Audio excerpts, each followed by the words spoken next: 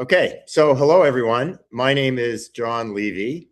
I am a proud past president of the Beth Jacob Synagogue.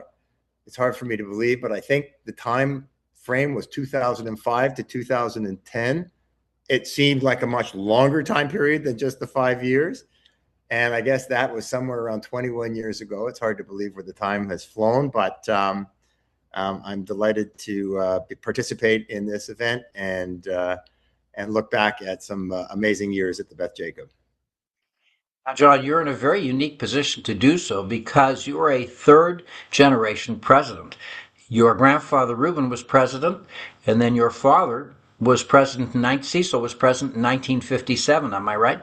That is correct. That is correct. So, growing up in a household of presidents, not quite a hall of presidents, tell me about what influence that had on you to hear stories about their involvement as president, being such a rich part of the Beth Jacob community. Tell us about that, how that influenced you.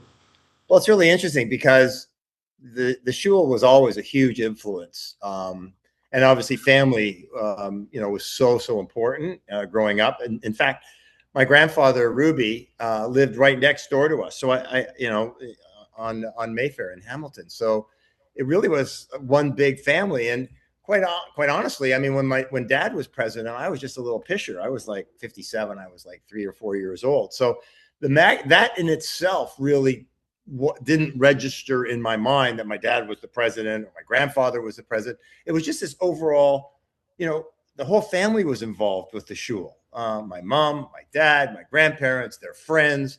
It was a community. It was more than a synagogue. It was, we all had our mitzvahs there. I happened to marry someone from the other shul, so I didn't get married there, but it was really a big part of our lives, even though you didn't really realize that it was. I mean, we're an Orthodox family. We're conservative. We observe the holidays.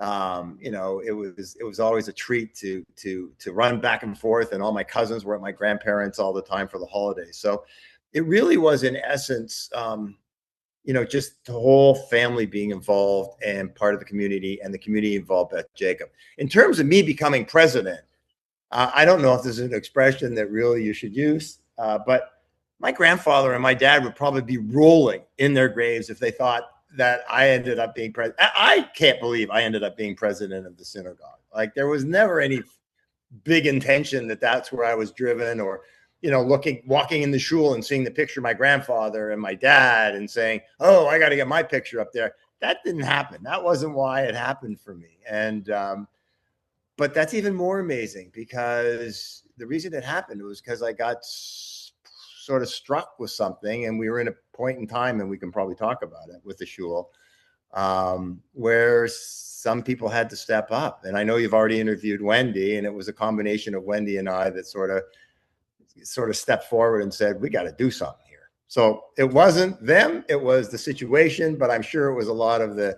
history of just being part of the family and the shul and the community that allowed that to happen. Now, were you ever on the board over the course of the years before stepping up to change the direction of the shul? Yes. Again, you can correct me by looking through the archives, but there was a period of time where I was on the board, and that was part of why, sort of the recognition as to, we got to do something pretty dramatic. We were having a very difficult time, as you've probably heard from other presidents, moving from the traditional Rabbi Silverman era, which was amazing, through the next sort of next cohort of rabbis, and we never really found ourselves. And that's when the synagogue in our community was really starting to fall apart in the early 2000s. And I don't mean fall apart, it just nobody was there. There were the things were kind of delusional. You had rabbis standing up saying everything is great, prior to that time, and it wasn't great. Nobody was coming. There was no programming. It was like, something's amiss here. And that's really what sort of stimulated me and Wendy. It was sort of me first, and then I called Wendy and said, Wendy, we got to do something here. Like she probably told you the story, and the first thing she did was hang up on me. She said, I don't want to do this. And I said, go to bed and think about it. And I said, because I've been thinking about it the last couple of nights, and I think if we don't do something, we're going to lose this place.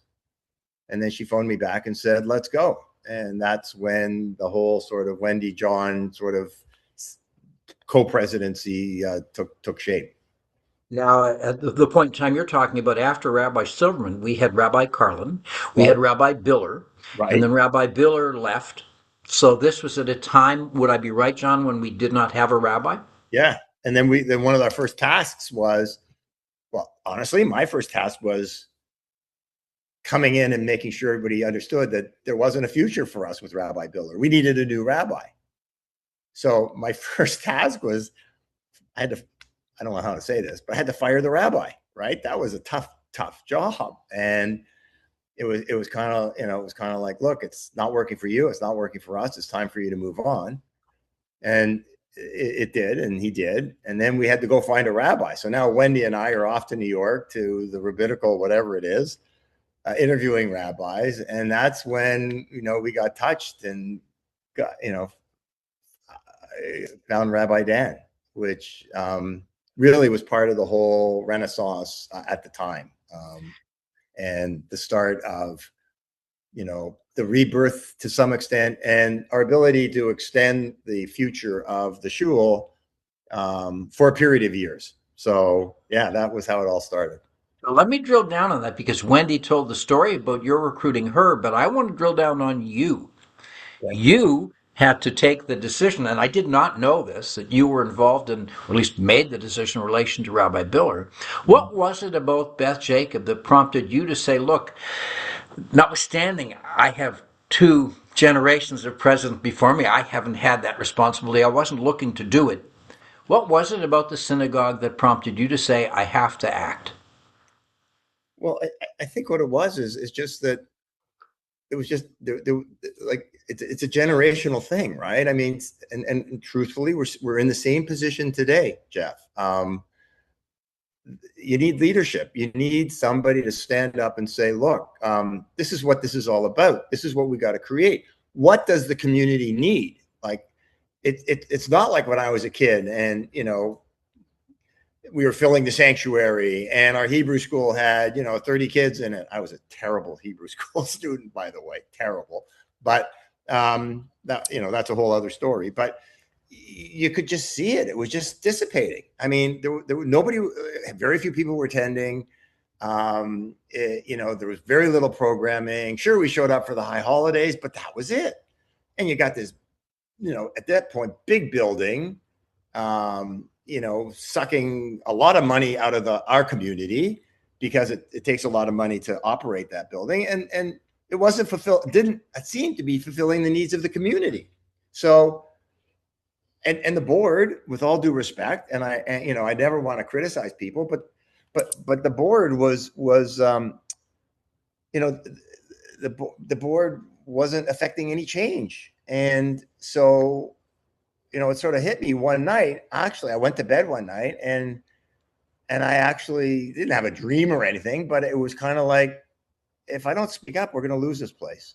And we're not ready to lose this place.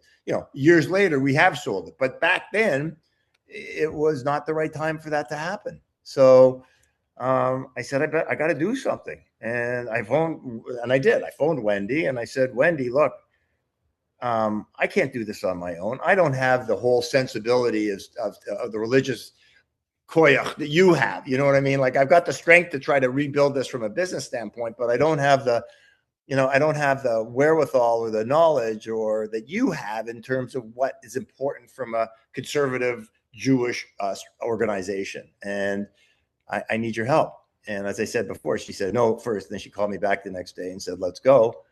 And the first thing we did, Jeff, I don't remember where you were at the time, but I said, I said to Wendy, I said, if we're going to do this, we have to go in to the board and tell everybody there's a clean sweep. We got to get rid of the rabbi, and I want a fresh board here, and I want to pick a whole new board. And I was long since off the board at the time. So you clean house, you get Wendy in, you right, clean house. We know about the process of finding a rabbi who seemed terrific, but then he couldn't do it, but he said, I can't, but I know the guy who can, right, which led to the hiring of Rabbi Dan. correct. And Wendy described the years with Rabbi Dan as something of a golden age for what characterized it as the rebirth of the synagogue. Would you agree? Uh, yes, I agree. I think Dan was amazing. He is amazing. I mean, I have lost contact with him. I think Wendy still speaks to him regularly. He was like a Pied Piper that came in, right? And at the time, he provided the spiritual, and not only spiritual, because he did a lot more than that, but he was the leader of our congregation that allowed us to tread water for a while, think about how we bring in the community, think about how we, start to develop a school. And the wave was flowing against us, and he was able to stop that, start to generate interest, generate some excitement, and allow us time to try to figure out how to re-engage the community. And he did. And with him and with the shul within the shul, I think, we preserved 10 to 15 years of what eventually did happen with the Beth Jacob. Would have happened long ago if we didn't find Dan, and if Wendy and I hadn't sort of jumped in and put the new board together and tried to generate some excitement. And I'm not taking credit for all this stuff. I'm just saying it was a lot of work and a lot of effort just to try to tread water and maintain what we had and grow a little bit. Unfortunately, even with Dan and even with the shul within the shul, you know what the end result was. The end result was we weren't able to hold on to Beth Jacob. And that's when I got re-involved with the shul, because it was another one of these situations where, if we didn't do something, we were going to lose the ability to preserve capital for the future, when somebody else is going to step up and hopefully help us find a way. And actually, as it turned out, I mean, the decision for the shul within a shul turned out to be a space that could be used years and years later, as it turned out to be so necessary. So let me Correct. ask about those two sort of major steps. The Yeah. first being the decision to create the shul within a shul. What was the core for that process?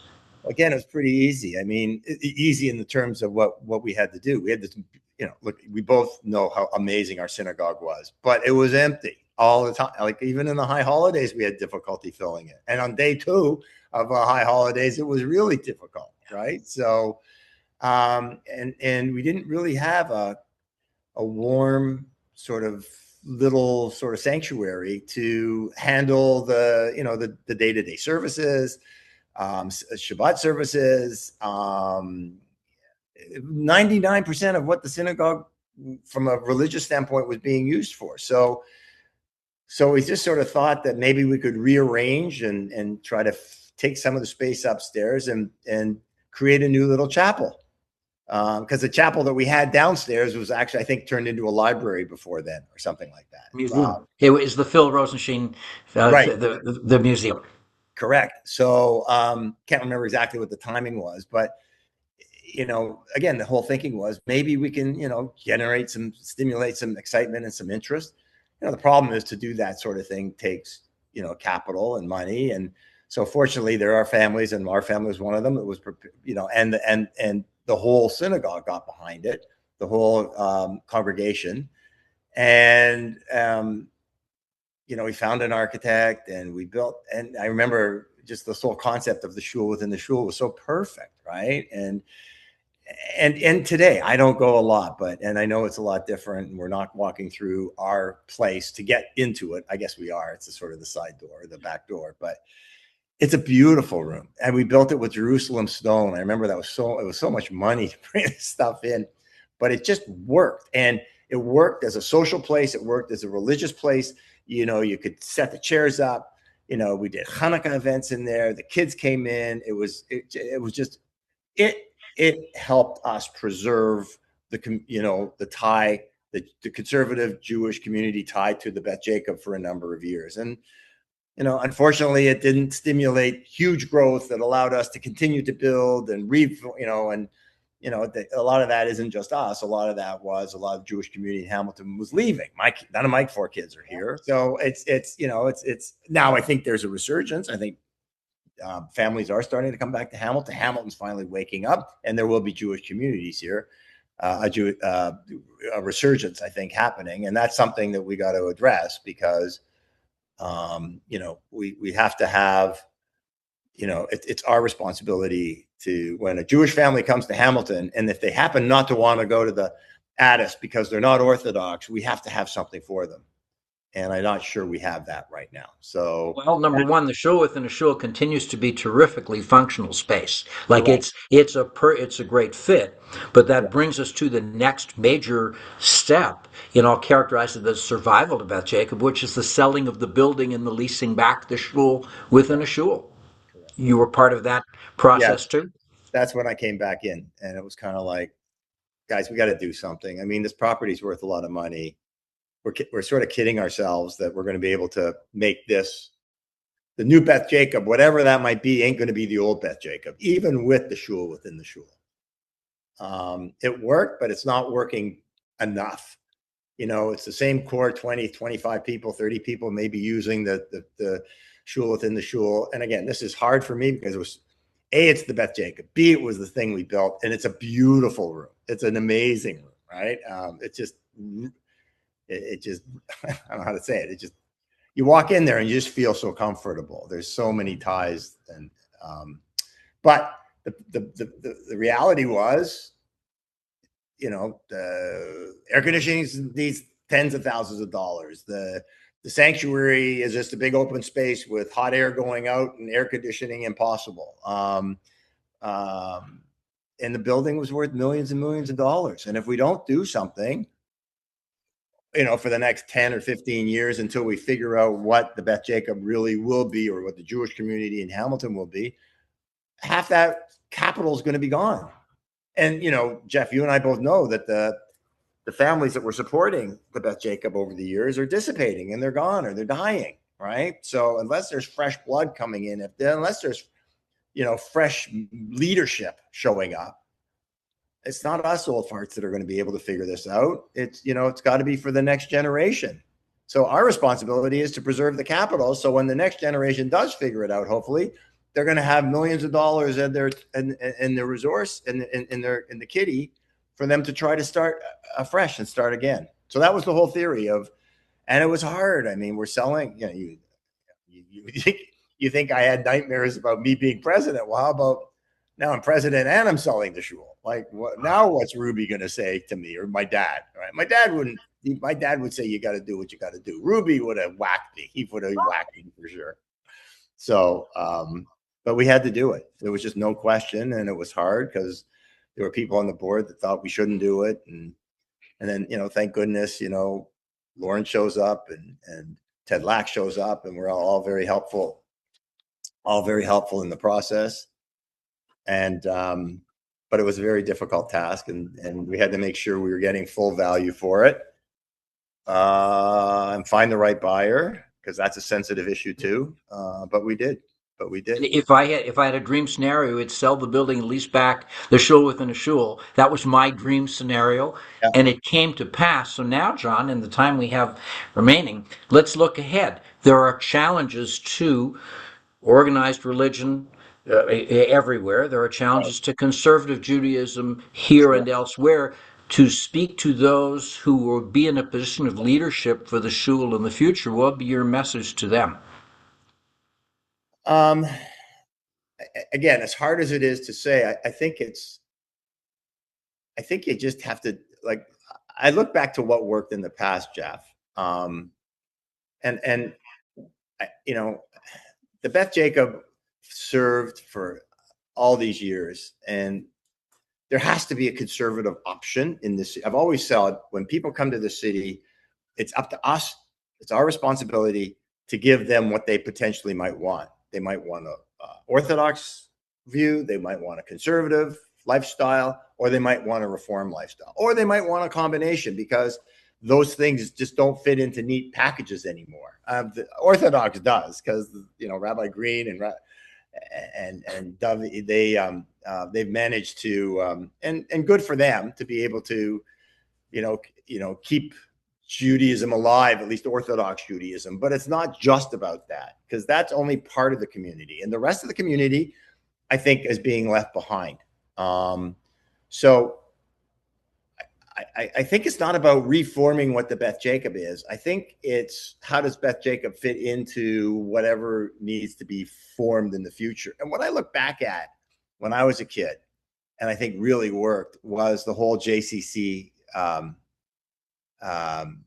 whole involvement of the JCC in the Jewish community. And I'm talking about it down on Delaware Street when we were kids, and the sort of Max Rotman and like that was such an integral part of our life. I mean, I remember going to Hebrew school there. I remember playing basketball there. I remember the tuck shop. I remember the wrestling. I remember the back area. I remember summer Camp Kadima there. And I look at what's happening in Toronto, where they really, it's a different structure because they got still big Jewish families, lots of money. They have they're Orthodox, but they have all these fragmented shuls as well. And I don't know what Beth Tzedek or Holy Blossom, how they're doing, but there's usually so much money in Toronto that they can overcome any problems anyway, where we don't have that situation in Hamilton. But also in that environment, Toronto, they built these two beautiful JCCs, the Prosserman and the other one. And I think that that's the place I would start, because I think if you tap into what, and it's all based on what does the community need? What does the Jewish community want? And it doesn't have to be a big building like we had in the past. And I honestly think Jay Hamilton is a really good start at that. I mean, it's worked for us at the Beth Jacob, over the last number of years for the high holidays. It's a comfortable place. It's a museum. It should house a school for us. It's not big enough to everything, to the dream, but I think there should be where I would point if I was speaking to new leadership is we don't think about rebuilding a shul. We think about rebuilding something, a community, what the community needs, a campus, and the shul will fit into that, and the temple will fit into that, and it'll be a place that provides all sorts of services for what the Jewish community is telling you they want, not what we think they want. And I think that's the future. And I think that's why it was good. We sold the shul, we preserved the capital, and I don't know what's happening with the temple in Hamilton. I think they're probably destined to have the same situation that we had at the Beth Jacob. And I think that's really where, and I think the Beth Jacob and the history and everything fits right into that. But it doesn't have to be a big new synagogue called the Beth Jacob. It can be something like an event, like something that the conservative, however you define that, because it changes, will fit into. And that's kind of my message is look at new ways that you have to involve and engage the kids, because they're not going to be involved the way we were, the way Jeff was, the way my dad was, the way our families are.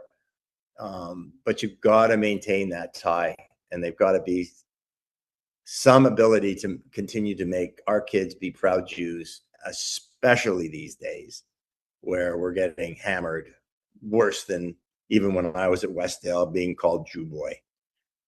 Today is worse. So it's important. It's important. And I hope there's some young, and I know there is, because I've been talking with some of them, fresh leadership in the community that are going to step forward and provide that new space, that new organization, that new structure, that new community, that when a Jewish family comes to Hamilton and they got their kids, if they want to go to the Addis and that's fine. But if they don't, there's something else available. If we were to say what's the essence of what the Beth Jacob experience, because it still does exist, there still is a spirit to the place. Correct. There is recognizing the challenges. If you're speaking to a young family and saying you're thinking about a conservative shul, here's what the Beth Jacob experience can be for you. What would you say to them? I would say, what would you want the Beth Jacob community to be? And that's what we'll do for you. That's what I would say.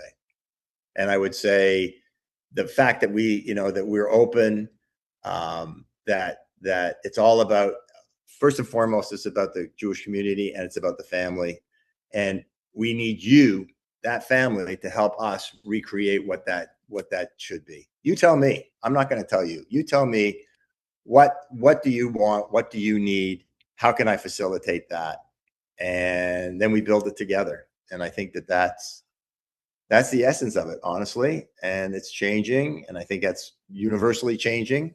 But there's such a rich history at the Beth Jacob that you infuse that into what you're rebuilding in the future. And you're not starting all over again, but you're reconfiguring what worked for years and years and years. There's a mic drop moment. Unless you want the catch-all to say, is there anything else that you didn't get a chance to add? As I'm sitting here, I'm kind of glowing because that really ties it together beautifully. Anything you wanted to add, John, that you didn't get the at-bat to say? No, I think that's it. I think that's it. I'm proud that I got hooked into. I'm proud that my parents, had me a part of it. I'm proud that I was, sort of sucked into becoming president because of the time. And regardless of where I am, or I'll always have these feelings for it, and I'll always want to try. And I think it's for all of us to not lose sight of what was there, but what has to be in the future. And I'm just happy to be a part of it. I never thought I'd be this involved, but I'm optimistic, and I think the new leadership will come forward, and we'll get that new community. And I'm very, very excited about it.